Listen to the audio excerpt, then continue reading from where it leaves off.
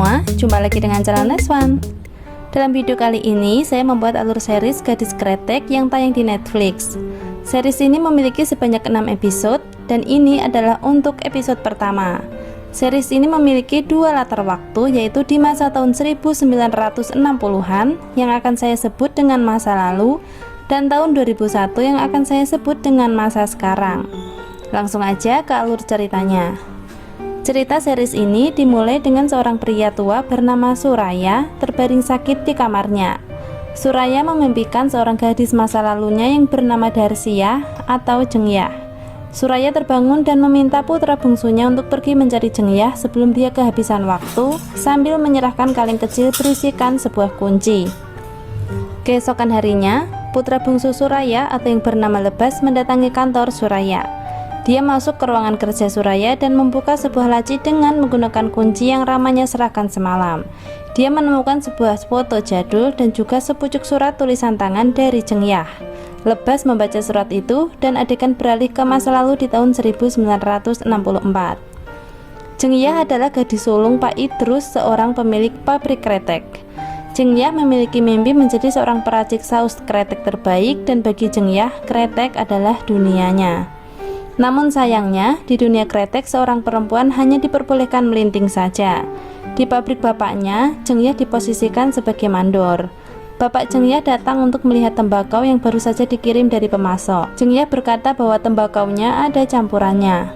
Bapak Jengyah menghirup aroma tembakau, kemudian berkata memang benar ada aroma campuran, namun masih bisa dipilih-pilih mana yang bisa dipakai. Jengyah meminta bapaknya tidak tinggal diam, dan Bapak Jengyah berkata dia sungkan untuk mengatakannya karena khawatir jika Pak Budi si pemasok tembakau itu tersinggung. Jengyah tetap meminta bapaknya bicara dengan Pak Budi karena sudah ada bukti nyata. Akhirnya Bapak Jengyah menurut perkataan putrinya, namun dia meminta Jengyah untuk menemaninya ke pasar. Jengyah cemberut dan melengos saja. Bapak Jengyah tersenyum sambil mengetai putrinya yang malas untuk sekedar diajak ke pasar. Jengyah berkata dia tidak suka ke pasar karena di sana banyak orang dan sangat ramai. Jadi Jengyah ini tipe orang introvert. Kemudian masuklah Rukayah, adiknya Jengyah.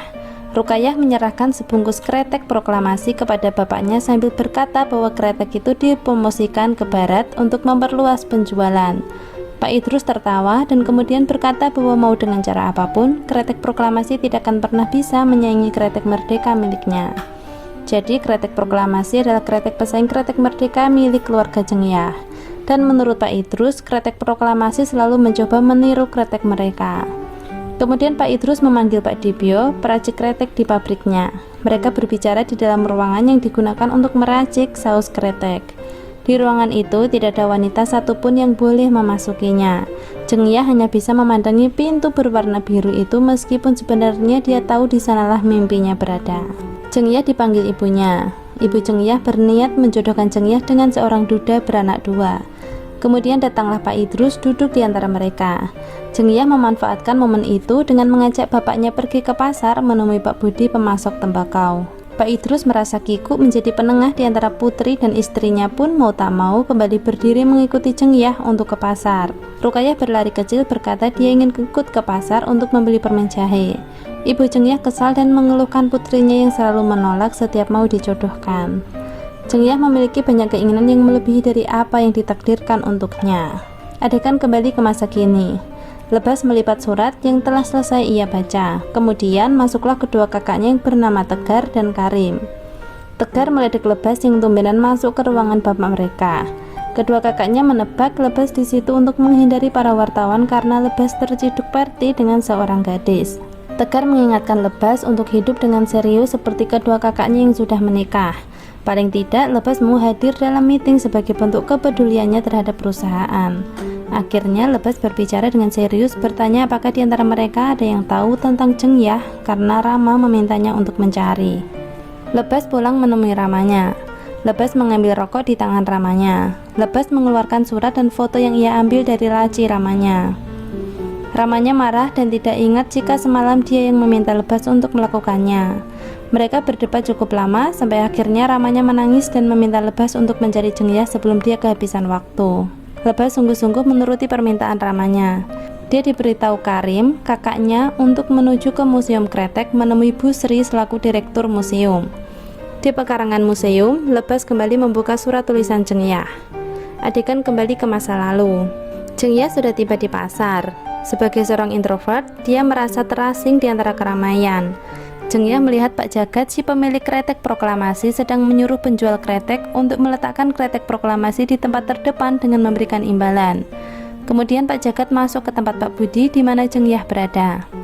Pak Jagat menertawakan Cengyah yang memegang rokok. Bagaimana jika nanti tak ada pria yang mau karena tangannya berbau tembakau? Pak Jagat bertanya, mungkinkah Cengyah ke pasar dengan ibunya? Kemudian datanglah Pak Idrus dengan menjawab pertanyaan Pak Jagat bahwa Cengyah pergi dengannya. Pak Jagat mendekati Pak Idrus sambil memegang kretek proklamasi. Dia berkata bahwa anak Pak Idrus suka dengan rokok yang bagus.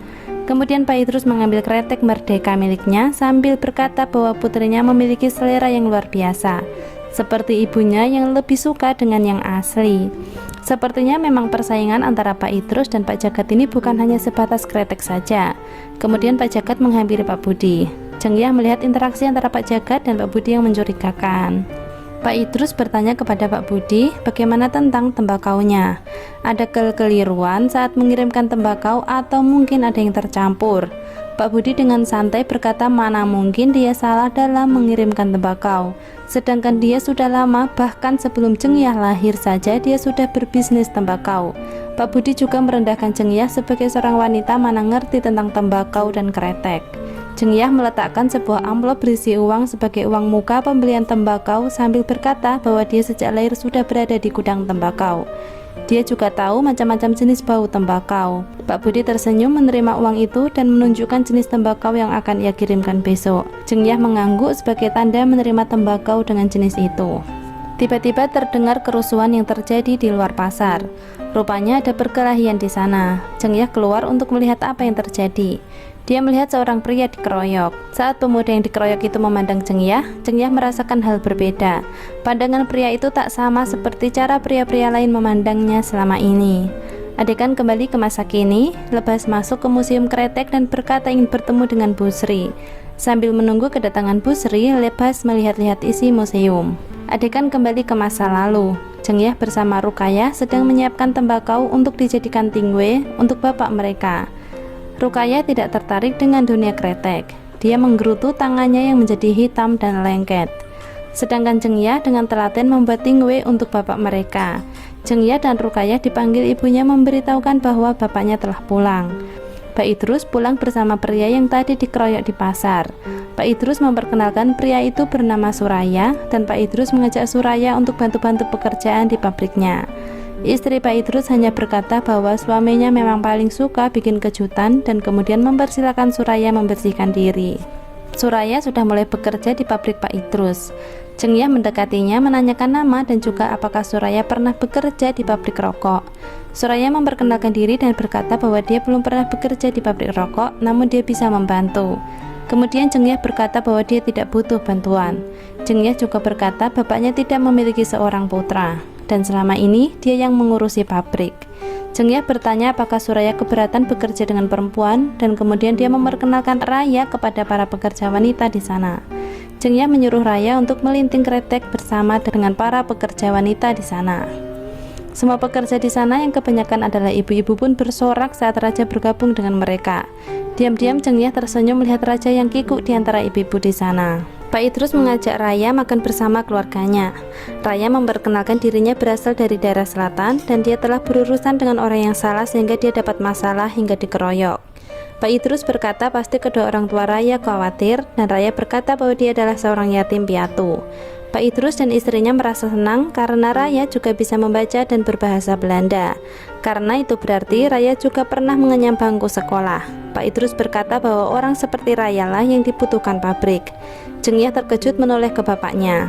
Keesokan harinya Pak Budi datang mengantarkan tembakau. Pak Idrus sedang pergi dan Cengyah yang menerima tembakaunya. Cengyah berkata bahwa tembakaunya berbeda dari apa yang telah Pak Budi tunjukkan kemarin. Pak Budi murka hendak mendekat ke Cengyah namun dihalangi Raya.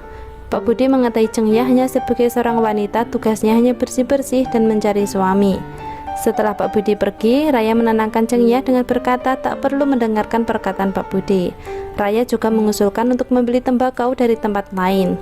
Cengyah berkata bahwa Pak Budi adalah pemasok tembakau terbaik di daerahnya. Kemudian Raya memberitahu Cengyah bahwa dia pernah bekerja di ladang tembakau daerah utara, dan jika menginginkan serintil atau pucuk tembakau juga bisa dibicarakan. Cengyah tampak memikirkan masukan dari Raya. Hari terus berganti, ada kalanya Cengyah mengajari Raya melinting kretek. Ada kalanya Raya juga tidak sengaja melihat Cengyah berdiri di depan pintu ruangan pembuatan saus kretek, dan juga ada kalanya Cengyah melihat Purwanti, teman dekat Rukayah, curi-curi pandang kepada Raya. Cengyah dan Raya berada di pasar. Raya mengirim rokok ke penjual di pasar. Mereka berjalan beriringan dan Raya dengan sigap menangkap Cengyah yang hampir terjatuh karena menginjak kerikil. Di pabrik, Cengyah berkata bahwa kretek Merdeka adalah rokok terlaris. Namun, jika tidak melakukan perubahan, maka dipastikan bisa kalah saing. Cengyah berandai-andai bapaknya mau mendengarkannya. Raya berkata bahwa menurutnya Pak Idrus sangat mendengarkan Cengyah. Hal itu mengingatkannya pada indahnya sebuah keluarga yang bisa saling diandalkan. Cengyah memperingatkan Raya meskipun bapaknya sangat percaya sama Raya, bukan berarti Cengyah akan menyerah pada mimpinya. Raya bertanya tentang mimpi Cengyah dan akan berusaha untuk membantu demi bentuk balas budi. Cengyah memberitahu Raya tentang ruangan berpintu biru yang digunakan untuk meracik saus kretek. Namun Pak Dibio, si peracik saus kretek di pabrik bapaknya, percaya bahwa seorang perempuan tak boleh memasuki ruangan itu karena akan membuat rasa kretek menjadi asam tak enak. Raya berkata akan membantu Cengyah. Adegan pun kembali ke masa kini. Bu Sri menemui Lebas yang sudah menunggu. Lebas bertanya tentang surat dan potret bapaknya bersama keluarga dan karyawan pabrik Pak Idrus. Bu Sri dan pengurus museum tidak tahu di mana persisnya lokasi pengambilan potret tersebut. Namun ada beberapa dokumen yang bisa Lebas baca karena di tahun 60-an memang usaha kretek sedang menjamur. Kemudian mereka mengantarkan Lebas ke sebuah ruangan yang berisikan dokumen-dokumen dari donatur. Lebas bertanya bisakah dia bertemu dengan donaturnya, dan Bu Sri berkata bisa karena kebetulan tadi donatur itu menelpon berkata mau berkunjung. Di dalam ruangan itu terdapat banyak barang-barang jadul milik keluarga Cengyah. Lebas mengambil setumpuk kertas-kertas bertuliskan tangan di sana. Adegan kembali ke masa lalu. Cengyah seorang diri di rumah sambil mendengarkan siaran radio tentang kemerdekaan. Raya bersama keluarga Cengyah dan juga para karyawan pabrik baru saja pulang sambil bersorak merdeka. Raya mendekati Cengyah, bertanya kenapa Cengyah bekerja di saat libur. Kemudian Cengyah berkata justru di hari libur dia memilih bekerja agar tidak berisik. Kemudian Cengyah mencium tembakau yang dibawa Raya. Cengyah bertanya dari mana Raya mendapatkan tembakau dengan kualitas bagus. Namun percuma saja, bapaknya tidak akan mau membeli tembakau bagus dengan harga yang mahal. Kemudian Raya mengingatkan Cengyah yang ingin membuat perubahan dan dengan tembakau yang berkualitas bagus hanya membutuhkan sedikit campuran saja, pasti memiliki rasa yang berbeda. Raya juga berkata bahwa mereka bisa mendapat harga murah jika menjadi pelanggan tetap. Dengan begitu, mereka tak perlu lagi berurusan dengan Pak Budi. Adegan kembali ke masa kini. Lebas mendapat panggilan telepon dari Tegar. Tegar bertanya, benarkah Lebas pergi menuruti permintaan Rama? Dari seberang telepon terdengar suara ibu mereka yang mengeluh susah-susah merawat suaminya, malah sekarang suaminya mencari-cari wanita lain. Lebas kembali membaca tulisan Cengyah. Cengyah menuliskan pada saat itu banyak yang menyorakkan kemerdekaan, sedangkan dia masih memikirkan cara untuk memerdekakan dirinya sendiri. Adegan kembali ke masa lalu. Cengyah diberitahu bapaknya bahwa dia akan dijodohkan dengan seorang putra pemilik kretek Bukit Kelapa. Pak Idrus berkata bahwa perjodohan ini sulit untuk ditolak karena akan bagus untuk Cengyah, bagus untuk usaha, dan bagus untuk semua. Pak Idrus merasa hidup Cengyah akan lebih bahagia dengan menjadi istri dari putra pemilik kretek tersebut. Oleh karena itu, kedua orang tua Cengyah sudah menyetujui dan pernikahan akan dilaksanakan tahun depan. Dalam waktu dekat, keluarga pria akan segera menemui Cengyah. Adegan kembali ke masa kini. Bu Sri mendatangi Lebas dengan mengantarkan Arum, keluarga donatur yang ingin Lebas temui. Arum melihat potret yang dipegang Lebas dan kemudian bertanya dari mana Lebas mendapatkan potret ibunya. Lebas terdiam dan kemudian memandangi potret yang sedang ia genggam. Demikianlah alur series Gadis Kretek episode pertama. Terima kasih sudah menonton, pastikan untuk menonton episode berikutnya ya.